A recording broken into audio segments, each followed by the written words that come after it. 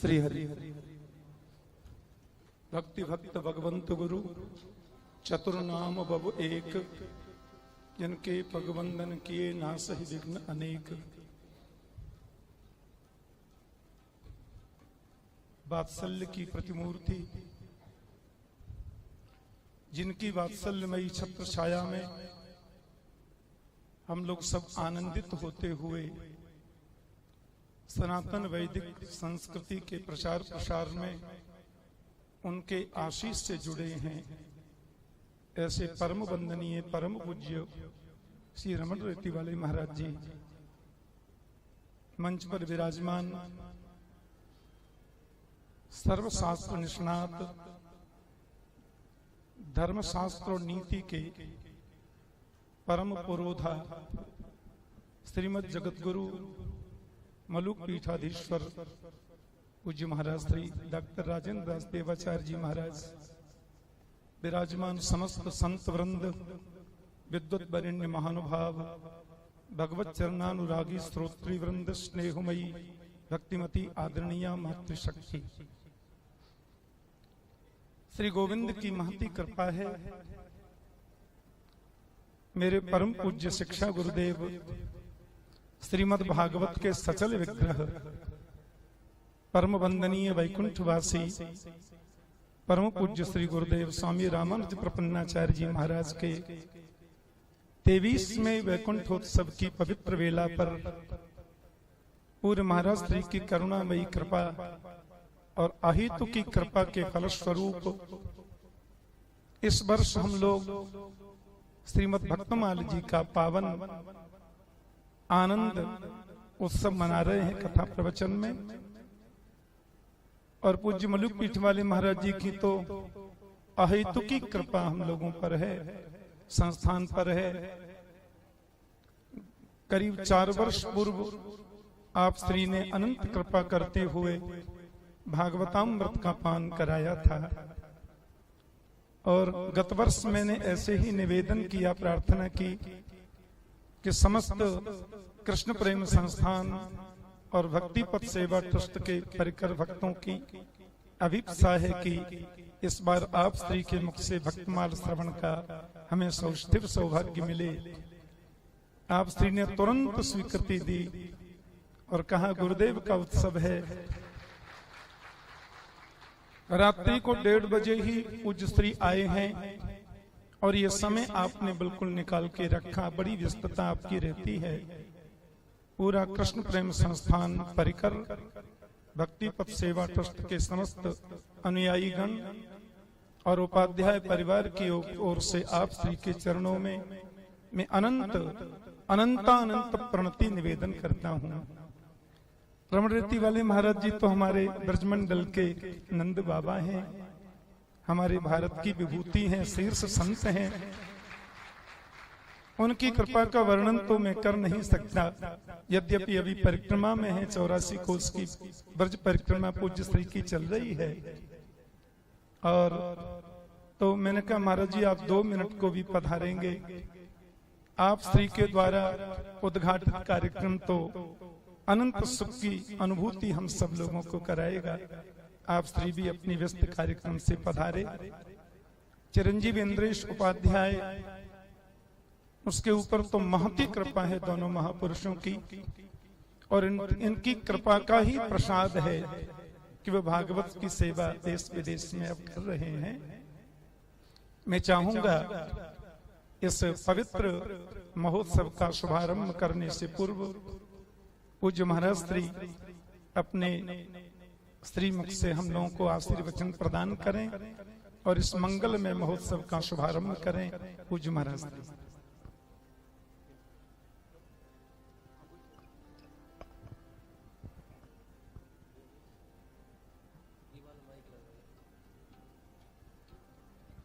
कृष्णाय वासुदेवाय हरये परमात्मने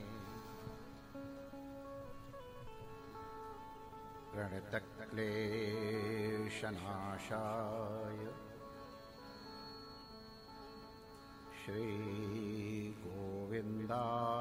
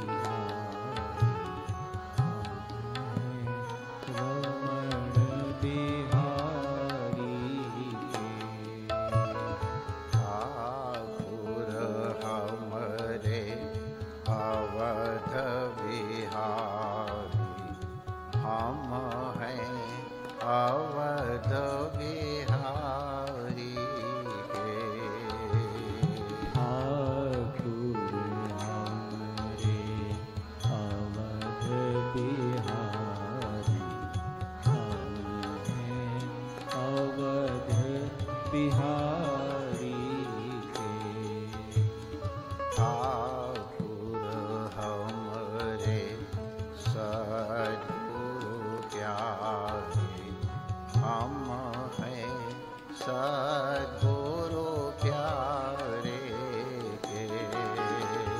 ठाकुर हमरे सद्गुरु प्यारे, हम हैं सद्गुरु प्यारे के।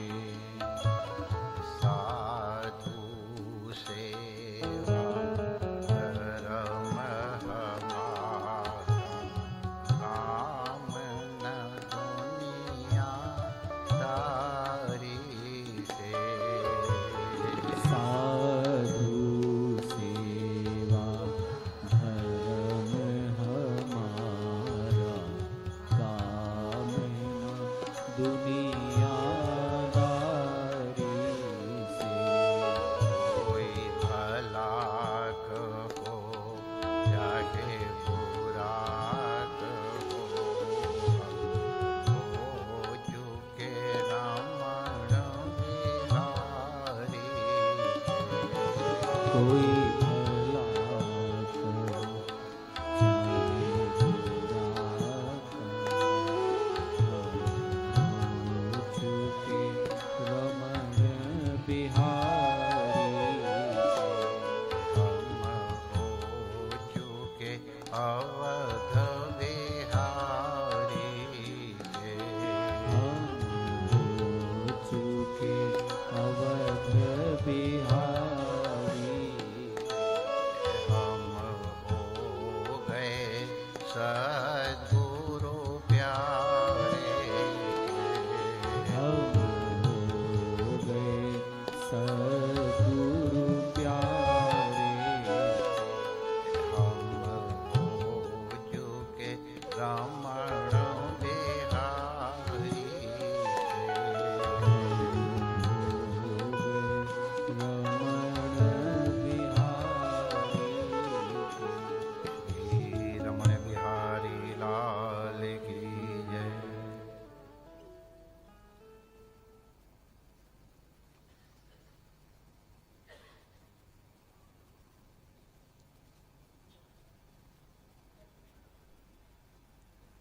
नारायण नारायण नारायण नारायण।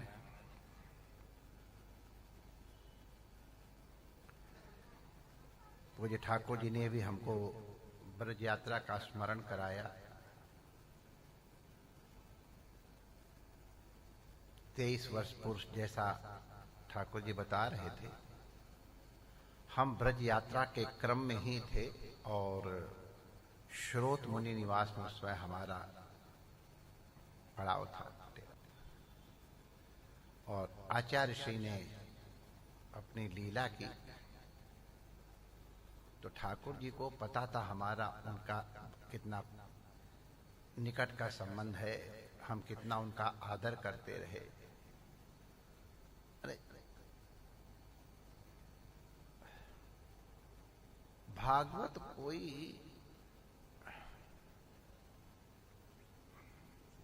हम क्या कहें उसको, पढ़ने से भागवत नहीं आती, आप लोग निश्चित मान लो, और चाहे जो भी हो पढ़ने से भागवत नहीं आती है। भागवत अवतरित होती है और वो गुरु कृपा से ही अवतरित होती है, और कोई उपाय नहीं। गुरु जो भी हो, लेकिन बिना गुरु की कृपा के अवतरित नहीं होती है। पूज्य आचार्य श्री के जीवन में हमने देखा था वो साक्षात भागवत मूर्ति रहे। माने वो क्या नाटक नहीं कर सकते थे अगर चाहते, सब प्रकार से सक्षम थे। लेकिन उनकी रहनी बहनी हम लोगों के लिए पथ प्रदर्शिका है, कैसे रहना चाहिए, विरक्त को किस तरह रहना चाहिए। ठाकुर जी का प्रेम वो करते नहीं थे, वो होता था उनसे, ये हमने देखा है। निश्चित रूप से उनको अपनी गुरु की कृपा से ये प्राप्त हुआ होगा जैसा हमने निवेदन किया, बिना गुरु कृपा के भागवत आती नहीं है। कोई मार्ग नहीं, कोई भी मार्ग नहीं, नान्या पंथा विद्यते राय। तो हमारे ठाकुर जी को स्वाभाविक रूप से उनके प्रति आनंद श्रद्धा है। बड़े यहाँ स्वामी खन्ना जी महाराज बड़ा उनका सम्मान करते, तब ये प्रमाण हो गया। ऐसे दिखा, और हम क्या प्रमाण दे सकते हैं। आनुकूल्यन कृष्णानुशीलनम, इस श्लोक की चर्चा हमने जब ठाकुर जी की भागवत श्री जीआर आश्रम जगन्नाथ धाम में हो रही थी, तो उनका प्रसाद हमको प्राप्त हुआ था, स्मृति आ रही है। तो बहुत अनुग्रह था। तो उनका जब अंतिम लिया तो ठाकुर जी ने सोचा कि महाराज जी को खबर कर दें कि आएंगे। तो हमने प्रार्थना करवाई कि कुछ शास्त्र के हिसाब से, चूंकि हम अयज्ञोपवीति हैं, इसलिए हमारा उस यात्रा में सम्मिलित होना शास्त्र सम्मत नहीं होगा। हम मानसिक रूप से उनको प्रणाम करते हैं। और ठाकुर जी जैसा कि समझते हैं, उन्होंने स्वीकार किया, हाँ बिल्कुल ठीक है। आज एक संयोग ही बना है कि आज पुनः हम वृंदावन में हमारा पड़ाव वही ब्रज यात्रा का। और हमारे शास्त्रों ने कहा है, न तस्य प्राणा उत्क्रामन्ते अत्रैव प्रबलीयन्ते। अब वो वैकुंठ गए कि नहीं गए हमको मालूम नहीं है, लेकिन ब्रजवास उनका छूटा होगा इसका हमको भरोसा नहीं है, वो जरूर। इसलिए अगर हम कहें कि वो साक्षात यहाँ विराजमान है, तो आप हमारी वाणी को आप प्रमाण मत मानना। निश्चित रूप से विद्यमान है, और किसी रूप में ना विद्यमान हो तो कम से कम अपने प्रिय शिष्य के रूप में तो जरूर ही विद्यमान है। क्योंकि गुरुवत गुरुपुत्रेषु, और पुत्र में दोनों आ जाते, विद्या संतत्याच। तो हम उनकी स्मृति में गदगद अवश्य हो रहे हैं। और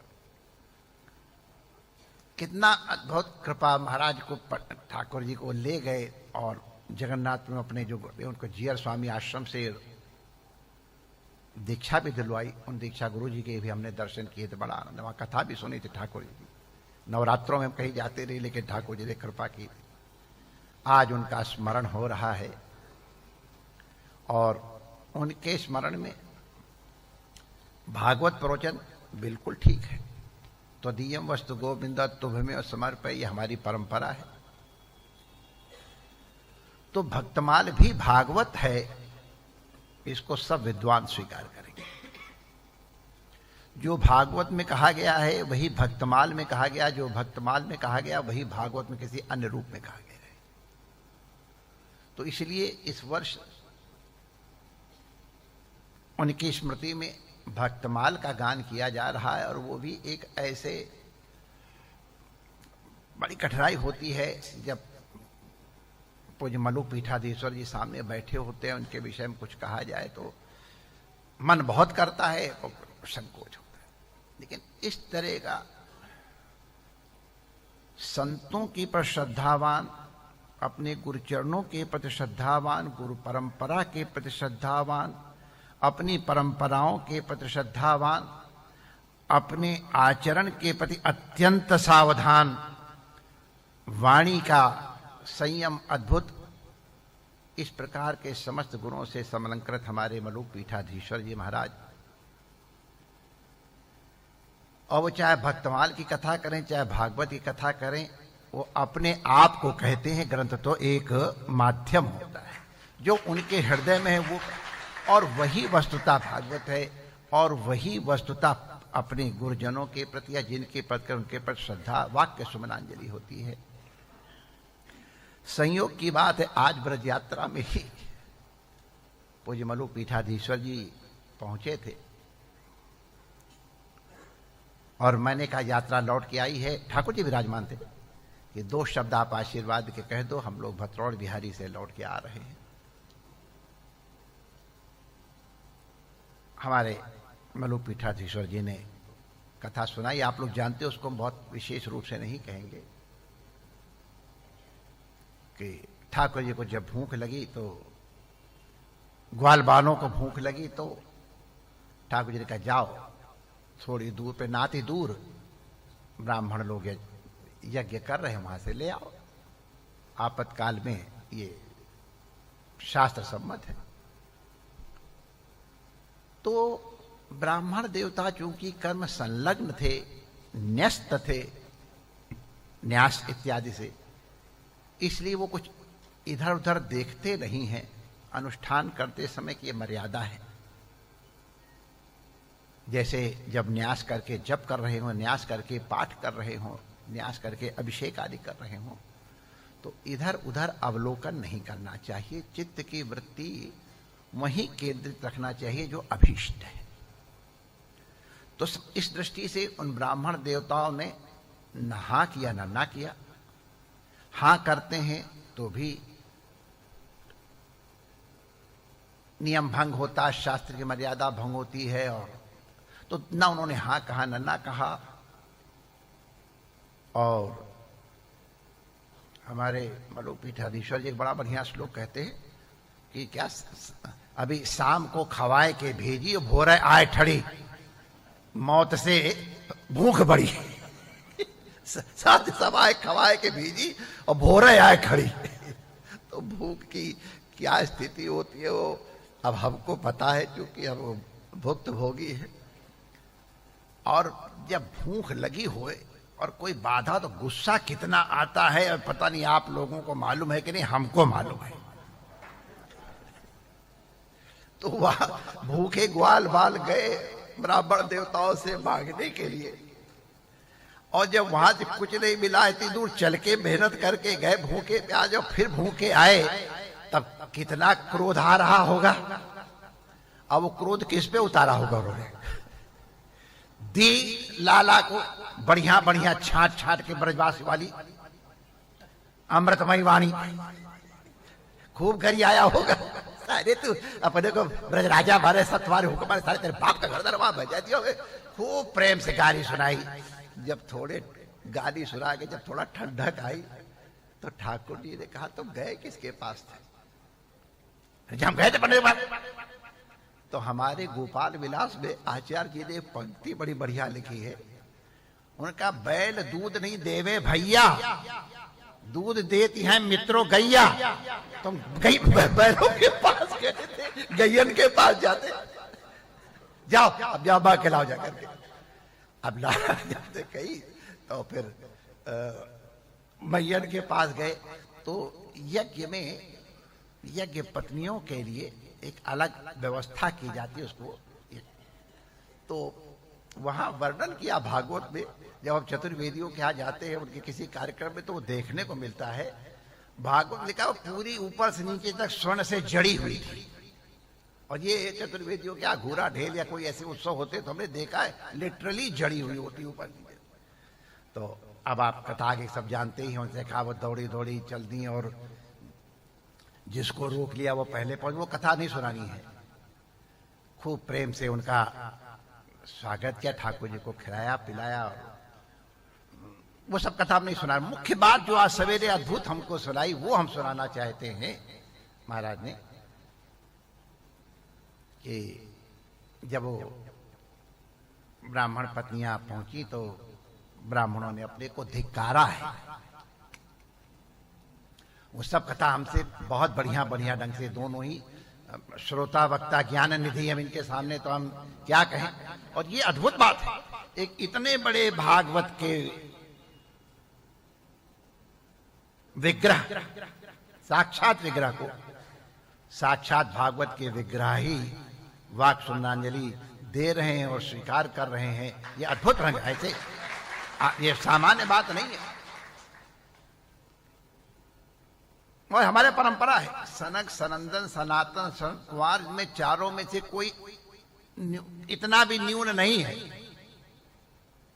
लेकिन फिर भी जब कोई वक्ता बैठता है बन करके चारों में से एक, तो तीन ऐसे सुनते जैसे कुछ पता ही नहीं है। भागवत ऐसे ही सुनी जाती है जो अपने को विद्वान समझ के आवे, जो अपने को कोई और अभिमान लेके आवे तो भागवत में उनका अधिकार नहीं होता है, ये आप निश्चित समझ लो। नीचे बैठ करके भागवत श्रवण करने का यही हेतु है कि भागवत वक्ता सर्वोच्च है। भागवत के वक्ता के सामने साक्षात नारायण भी आएंगे तो उन्हें आसन नहीं मिलेगा, वो भी नीचे ही बैठेंगे। हम लोगों ने हरिद्वार में देख लिया है, जब नारद जी के ऊपर अनुग्रह करने के सनकादिकों ने कथा की तो सारे उनके गुरु, दादा गुरु, परदादा गुरु सब तो वहां बैठे थे, और नारायण भी भक्ति मत मैया को लेके आओ, वो भी नीचे ही बैठे। आशय ये है कि बिना नम्र भाव से हुए, बिना विनय के भागवत का प्रवेश होता नहीं है। जब तक बर्तन ऊपर नहीं है तब से उसके प्रवाह नीचे वाले बर्तन में नहीं आएगा। अगर प्राप्त करना है तो नीचे रहना होगा, तभी प्रवाह प्राप्त। तो भगवतियों ने लाला का हम रहे तो भगवान ने भेज दिया, आप जानते हो। तो वहां ब्राह्मणों ने जिस तरह प्रायश्चित किया है उसका बड़ा बढ़िया वर्णन लिखा है। हम उसका वर्णन करेंगे नहीं कि हमारे तीनों वेद के पंडित होने का क्या लाभ हुआ, दुनिया भर की संध्या इत्यादि करते हमको क्या लाभ, हम न जाने कितने कितने यज्ञ कर चुके हैं, क्या लाभ हुआ, हमने कितने कितने अनुष्ठान कर लिए, क्या लाभ हुआ। जिनको भगवान की भक्ति की उपलब्धि नहीं, धिक्कार रहे ब्राह्मण अपने को। और इन देवियों को देखो, न इनको संस्कार, न यज्ञोपवीत, न कुछ, और केवल भक्ति से इनको भगवान के दर्शन प्राप्त हो गए और हमको नहीं प्राप्त हुए। यहां तक तो एकदम ठीक सब लोग कथा जानते हैं, इसको सुनाने के लिए हमने नहीं बात कही। लोग पीठाधीश्वर जी ने एक अद्भुत बात कही हमको, अब पहले और सुना होगा इन लोगों ने, हमने नहीं सुना, पहली बार सुना। आखिर ब्राह्मणों को भगवान की भक्ति क्यों नहीं प्राप्त हुई? इन ज्यादातर गैर पढ़ी लिखी होंगी, इसमें कोई संदेह नहीं। और आज भी वही हालत, हमारे 24 लोग तो जब उठेंगे, लेकिन हमारी चतुर्वेदी माताएं वो 3 बजे जाके यमुना में नहा आएंगी, और जितने कर्मकांड वहां के मंगला और वहां की आरती सब कर करा के पाठ पूजा, ये सब उनके भाग्य में ही लिखी है। तो यमुना जी की कृपा साक्षात मानते हैं उनको। तो ये बिना संस्कार के, बिना अध्ययन अध्यापन के, इनके हृदय में भक्ति कहां से जागृत हो गई। तो मल्लुपीठाधीश्वर जी ने कहा,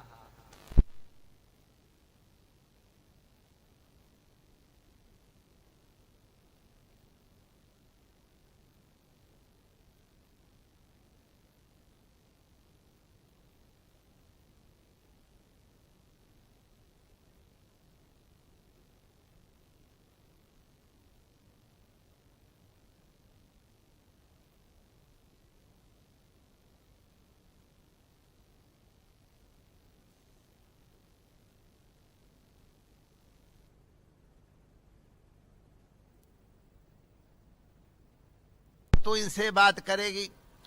जो भी गांव से सामान आएगा उनका भाव ताव करना, खरीदना, बैठना, ये सब माताओं का काम है।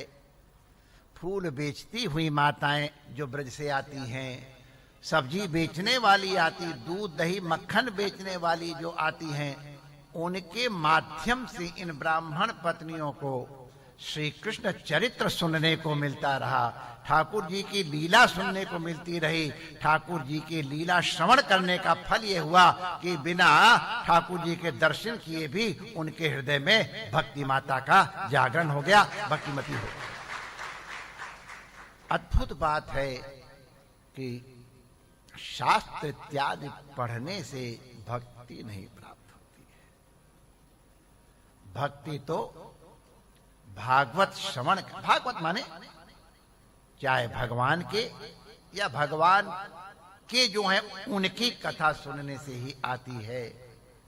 साक्षात भगवान की कथा सुनी उन्होंने, लाला की, लाला के सखाओं की कथा सुनी, उनकी लीला सुनती रहे। अरे आज लाला ने भय मारो, आज लाला ने गिरधर धारण किया, आज ने कालिया सांप मारो। ये सब कथा सुनते सुनते हमारी उन यज्ञ पत्नियों के हृदय में भक्ति भावना जागृत हो गई और प्रत्यक्ष फल दिखाई पड़ा। तो प्रसंग में ये आया कि अगर भक्ति चाहिए तो कथा श्रवण में अत्यंत रुचि होनी चाहिए।